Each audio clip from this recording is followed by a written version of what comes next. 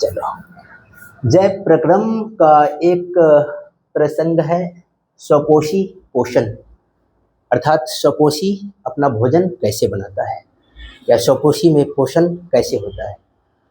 तो जितने भी जीव हैं उन्हें ऊर्जा की आवश्यकता होती है।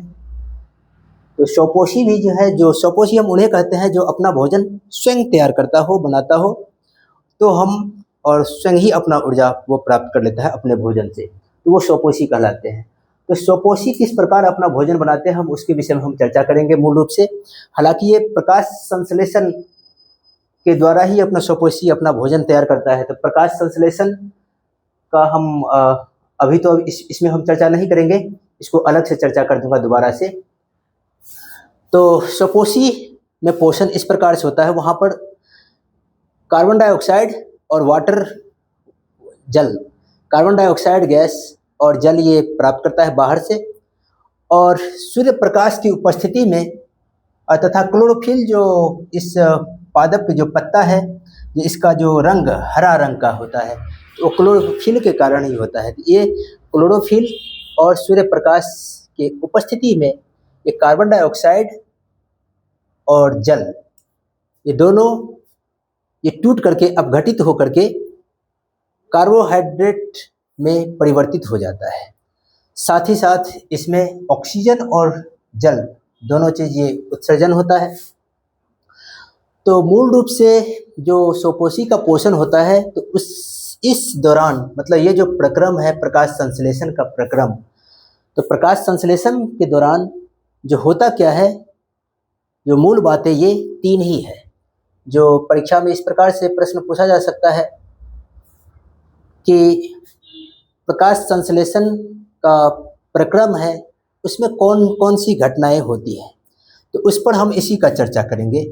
जो इसमें मूल रूप से होता क्या है कि क्लोरोफिल द्वारा प्रकाश ऊर्जा को अवशोषित करना, मतलब इसमें जो रंग हरा रंग जो पाया जाता है पत्ता का, वो क्लोरोफिल के कारण होता है। क्लोरोफिल सूर्य प्रकाश को अवशोषित कर लेता है।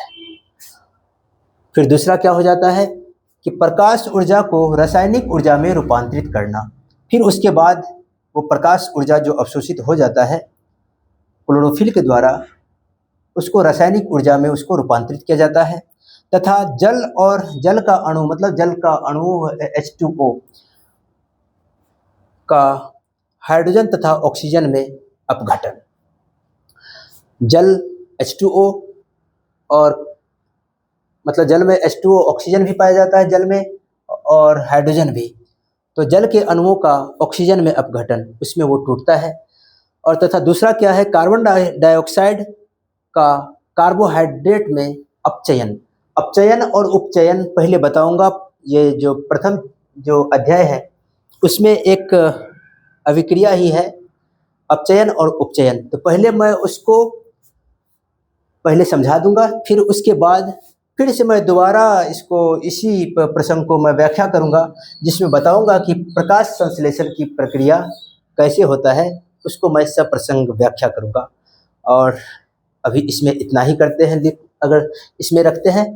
फिर स्वपोषी में पोषण के मूल रूप से यही घटनाएं होती हैं, जो इसको याद कर लेना।